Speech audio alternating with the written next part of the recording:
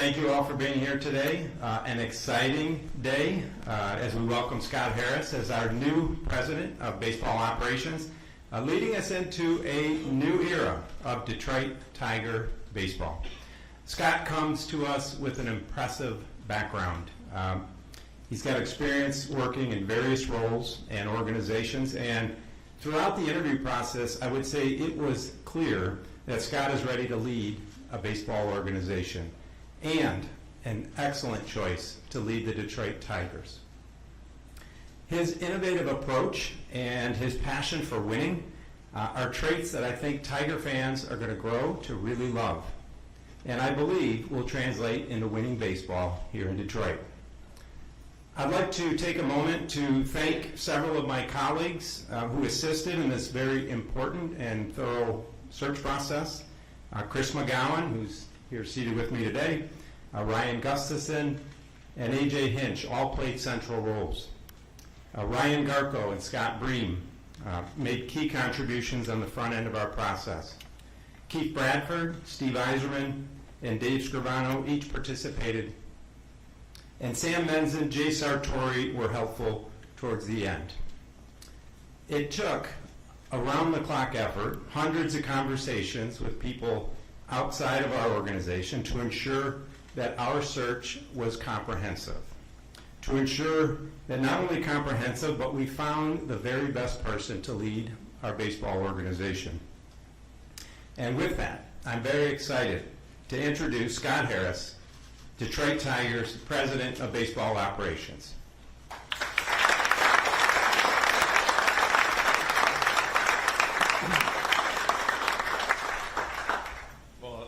Thank you, everyone, for being here. It means a lot to me. I want to start first by thanking Chris for this tremendous opportunity to lead the Detroit Tigers baseball operation. I made a really tough decision to leave San Francisco, but I couldn't be more excited about this opportunity. And for me, during the interview process, Chris's innovative spirit and his commitment to culture really inspired me. And I'm thrilled to be here in Detroit right now, and I'm thrilled to be a Tiger. I'd also like to thank Greg Johnson, Rob Dean, Farhan Zaidi, Gabe Kapler, Larry Baer, and the entire Giants organization. That is an incredible organization. They have supported me and trusted me throughout my time there, and I feel very lucky to have been a part of that organization. I also want to thank them for allowing me to pursue this opportunity. That's not a given in this sport, but they look out for their employees, and they certainly looked out for me, and I really appreciate them allowing me to be here today. Last but not least, I want to thank my family for being here today. My fiance Ellie, my mom, my dad, they all made the long trip last night. We got in very late last night, but I feel so loved and supported that you're here. I also want to thank my siblings, my brother Chris, my sister Casey. I know they're watching on TV right now. Thank you for supporting me through this wild adventure. None of this could be possible without your love and guidance, and I really appreciate it all. Now, before I take any questions, I do want to share some comments on my vision for the Tigers organization. Throughout the interview process, I shared all of these concepts with Chris, and I found tremendous alignment between his vision for the broader organization and my vision for the baseball operation. I will try to distill my vision down to three main concepts, which will account for the majority of the vision. And I'll start with one: we need to acquire, develop, and retain young players. It's not a unique strategy. Most organizations in baseball are trying to do that, but it's exceptionally important for us, and we need to absolutely lean into that over the next few years. The second thing is the best organizations in baseball right now are not only acquiring that talent, they're getting the absolute most out of that talent when they get into the organization. For me, we need to create a culture of development here. You'll hear me talk about this a lot. I believe everything can change and improve. My evaluations can improve. Our in-game strategy can always improve. Our roster construction can always improve. Our development can always improve. Our decision-making can always improve, but so can the players, too, at all levels of the organization.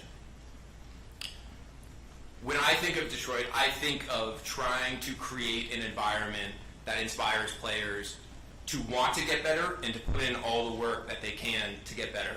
It also means creating an environment around those players, support staff, technology, coaching, development environments that inspire these players to get better. So when I think of the Tigers of the next few years, I think of free agents who may look to go to various different places across our great game.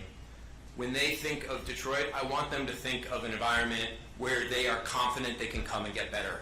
They can perform at a higher level. They can lengthen their careers. They know that they're going to be surrounded by people in this organization that are going to get the absolute most out of them.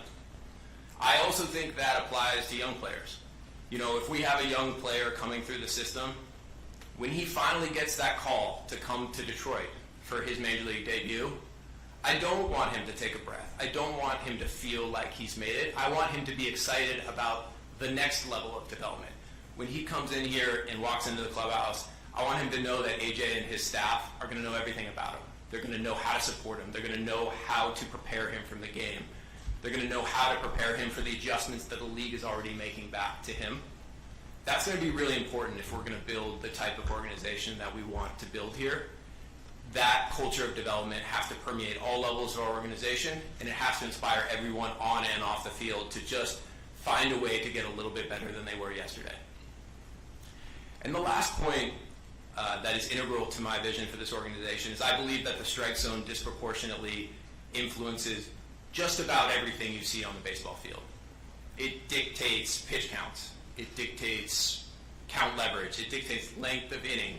Dictates the load you're putting on the pitcher's body and how many pitchers you're going to have to use throughout a series. It also dictates the quality of contact that you're giving up and how much contact you're giving up, which therefore influences the quality of defense that you can build and execute behind the pitcher. It touches essentially every part of our game, so we're going to start there. We're going to start with the strike zone. We want to dominate the strike zone on both sides of the ball, and we want to acquire, develop, and retain players that can give us a chance to do that. So with that, I would love to take any questions. Thank you, Chris. Thank you, Scott. So we have 2 roving mics around the room. If you have a question, just raise your hand. And when you get the mic, just say your name and affiliation. That'd be great. I'll start first up here. Hi, Cody Statenhagen from The Athletic. Question for Chris Illich. What was it about Scott that made him really stand out to you in the search process? Oh, boy, there was a lot. I would start off with he had a very, very clear vision and plan. I think you just heard that. Through the interview process, he not only laid out the vision and the plan, but how he would execute that plan in tremendous detail. I would also say his approach is progressive and forward-looking on how to win in today's league. And the other thing I would say is his ability to take data and blend data and technology throughout the organization to help us achieve his vision and execute his plan was very impressive. Beyond that, I found him to be very intelligent, very humble, very low-key, and he has a tremendous drive to innovate, and that's something you don't always see with folks in the industry.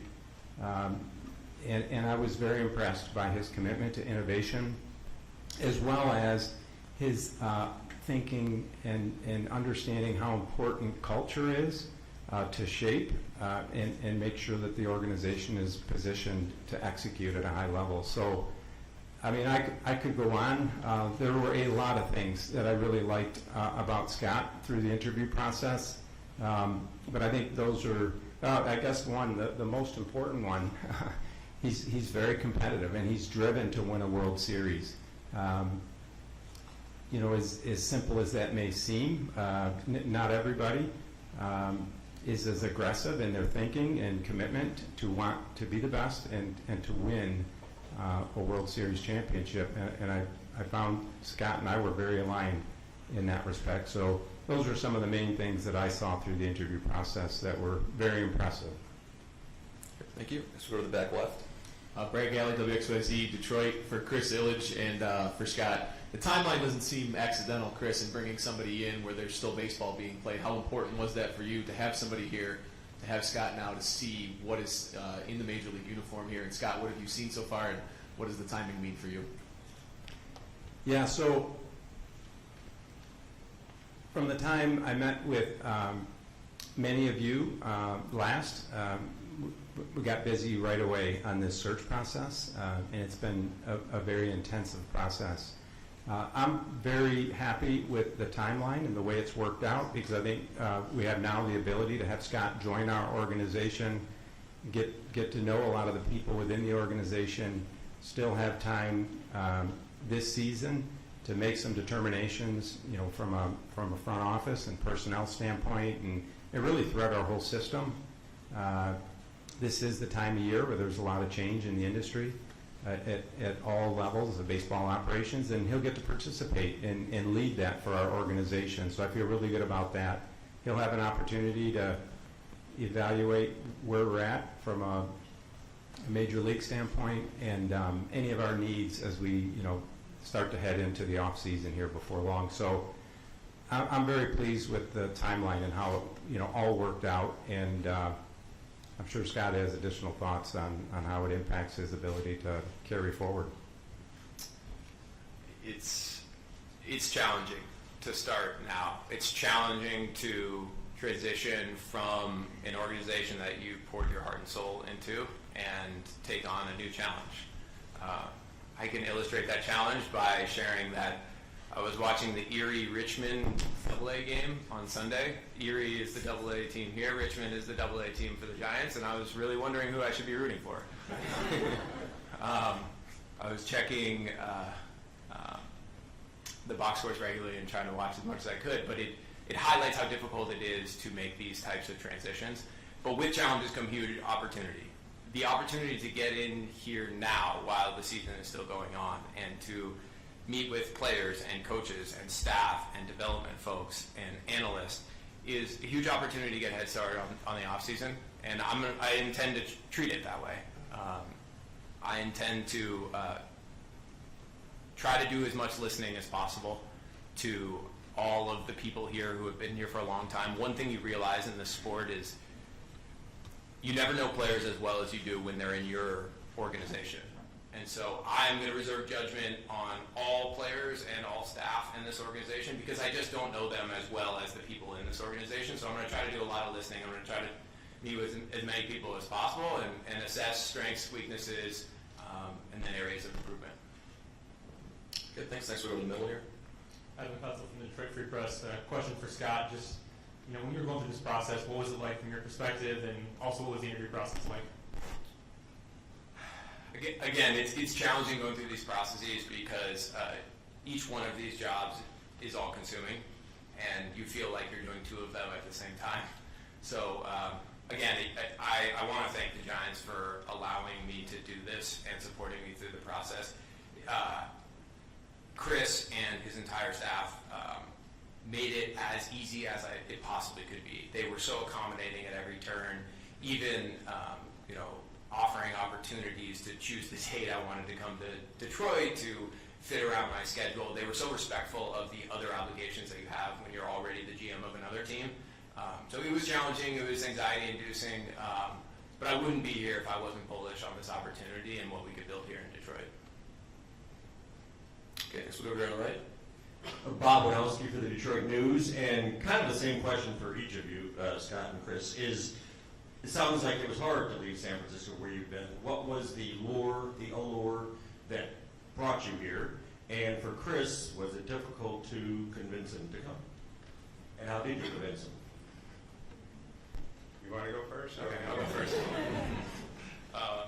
Yes, it was difficult. I've been blessed throughout my career with tremendous opportunity in this game. I don't take it for granted. But when this opportunity came, I was immediately interested in it. I was interested in what they were building here. I was interested in the players they have here. I was interested in the staff that they have here. But when I got to Detroit and when I started walking around with Chris and seeing all that Detroit has to offer, it just felt different for me than any other opportunity that I had in the past. The combination of a exceptionally passionate fan base, tremendous resources in the division, a head start on some of the things that they're building under the hood that were so inspiring to me, and tremendous ownership and business side support. It felt different. That combo felt different than anything I had experienced, and when it came time to make a decision, it was just something that was too good to pass on. Yeah, so I would say it's to go out and to secure and attract top talent, a top talent like Scott in this industry is very, very challenging. It's very difficult. It's a very competitive league, and everybody is looking for the best executive leadership. And Scott is widely regarded as a bright, rising star in the baseball industry. And so you add on top of that, he's born and raised in San Francisco. His parents live there. He's a sitting general manager. The Giants, he's got a pretty good situation. It was quite a challenge. Now I'm happy. He's only worked in National League teams, so I think we got a really good chance for his family to love the Tigers. We're American League, right?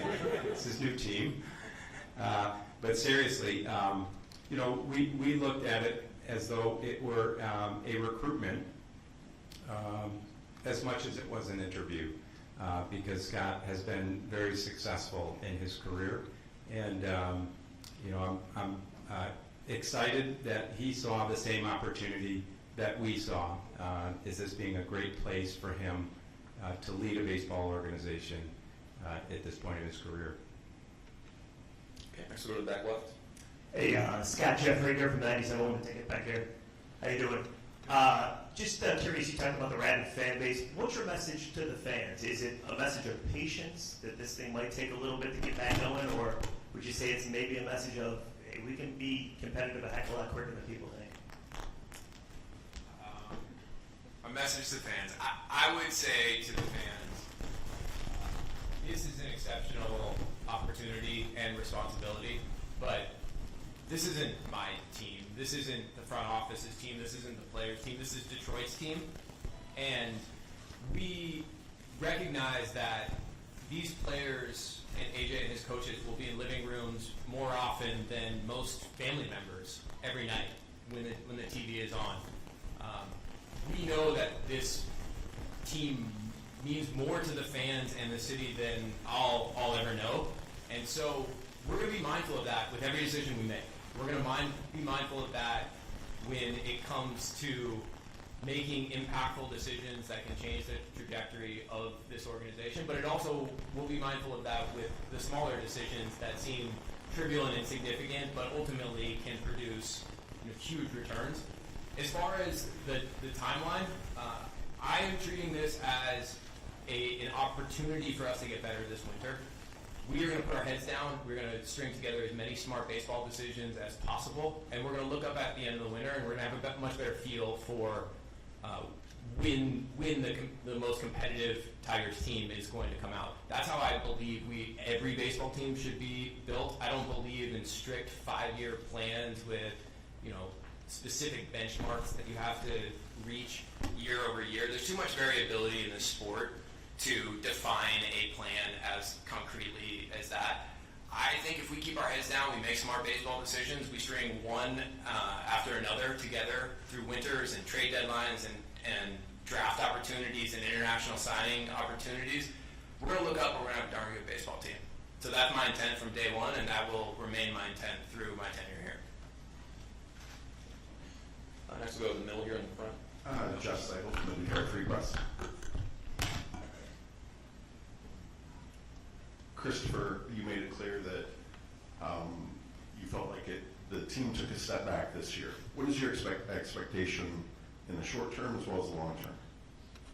On the short term, I want us to regain our momentum. We had great momentum. You know, you go back a couple of years, even last season, you know, as an organization, as a major league team on the field, we saw improvement and we saw momentum. And the intent would be to regain that momentum in some form and keep building, as Scott just outlined. And ultimately, we want to see winning baseball in Detroit.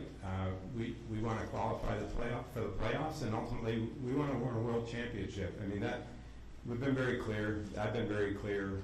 That's the objective. But for now, let's see if we can, you know, regain some of that momentum and fashion a better Tigers team, you know, next season and this season, and build from there. Okay, next will be in the middle on the right here. Yeah, Tony Paul, Detroit News over here. For Chris, just first, is there going to be a GM, I guess, first of all, as far as the rest of the front office? Yeah, so Scott will certainly have the freedom to name a GM as he sees fit. He and I have discussed that. As I've mentioned over the years, my intent is to make sure that our organization has all the resources to be highly competitive on a sustainable basis and ultimately be a championship caliber team and organization. And I'll leave the decision on the GM to Scott. And Scott, do you want to answer that? I intend to hire a GM. I don't have a timeline for that decision right now. This is day one. I need to, again, do a lot of listening and understand the strengths and areas of potential improvement in the organization. And once I have a better feel for that, then I'll have a better feel for what the timeline will be for that decision. And then just from you, do you walk into this looking at this as a rebuild, or is it too early to even say that? Again, similar to my answer in the previous question, I view it as an opportunity to build processes and make smart baseball decisions. And I don't think labels are all that instructive. Labels aren't even a guarantee that what you intend to do will happen. So we treat this as, again, an opportunity to get better this winter. That's what we're going to do, and we're going to make a lot of moves. And you know, a lot of those moves are going to have strong conviction and confidence behind them. Some of those moves are going to be calculated risks. We have to take calculated risks in this organization to narrow the gap between this organization and the other organizations we're chasing right now. That's an opportunity for us to narrow that gap. And I know that when we go into this winter, we're not going to be risk averse. We can't be risk averse. Taking calculated risks as part of a broader strategy of roster building and organization building, it will pay off in the end. And that's how we're looking at it. And again, we're going to put our heads down this winter, and we're going to make as many baseball decisions as we can, and look to see where we're at the end of the winter. I think we'll go right next to Tony there. Will?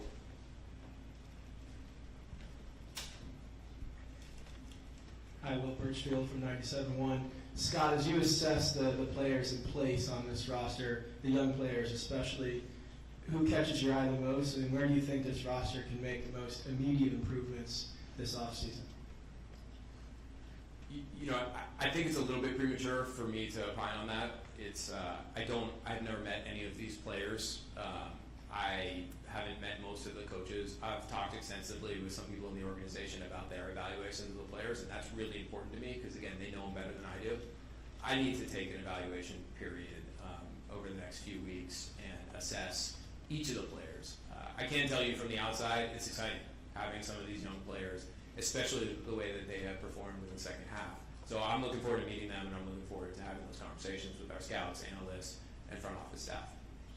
We have time for two more questions. Next, we'll go back to Jeff. Jeff Seidel from Free Press. Christopher, you said that he has an innovative approach. I wonder if you could expand on that. Is that talking about how he evaluates, or the science side of it, or where do you see the innovation?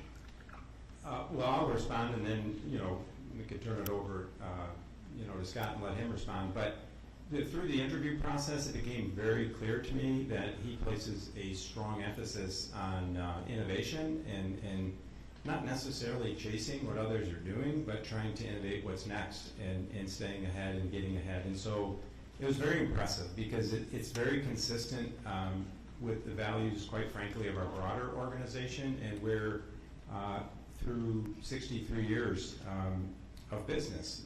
Innovation is where growth occurs, and a lot of value gets added, and so that was very appealing to me in terms of his approach and his emphasis and importance that he placed on innovation. And beyond that, I'll let Scott comment on it if he'd like to. I've worked for some exceptional leaders in my career. I've been very lucky to work with Theo Epstein, Jed Hoyer, Farhan Zaidi, many others. One of the things that they taught me very clearly is if you're going to do the same thing as every other organization, you're probably not going to do it as well as they are, and you're probably going to be chasing them the whole time. They taught me that it's important to differentiate yourself and your operation. That's where that spirit of innovation comes from. It's probably not that strategic to share exactly what I think we can and should do here to differentiate ourselves, but if you look back at our track records in San Francisco and Chicago, that spirit of innovation and finding ways to differentiate yourself and creating that culture of development is something that carried us and something that is one of the reasons why we had so much success in those places. Okay, thank you. So we'll do two more now. We'll go back to Stoney and then finish up with Evan in the front. Scott, Mike Stone, 97.1 The Ticket. Two things. Is the farm system as barren as we are led to believe?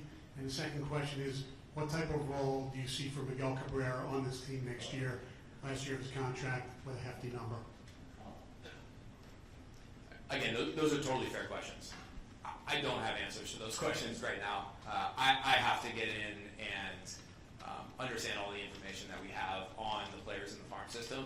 I also have to sit down with Miguel and talk to him to better be prepared to answer that question. I have some opinions on the farm system from the outside, but I'm not really sure it's all that fair to share the Giants' perspective of the Tigers farm system right now. Okay, finish up with Evan. Yeah, just the last question for Chris McGowan. Just what was your role in this process, and what was it like for you? Well, it was a great process to be a part of. My role was logistical. There's a lot that goes into it. Chris mentioned how comprehensive things were, and you have such a condensed time frame to make decisions. So working with Major League Baseball and the teams just to make sure everything's staying on track, and we have a good process and we stick to our timing. So that was my role, and it was a great thing to be a part of. And obviously we landed in a great spot by bringing Scott into the organization.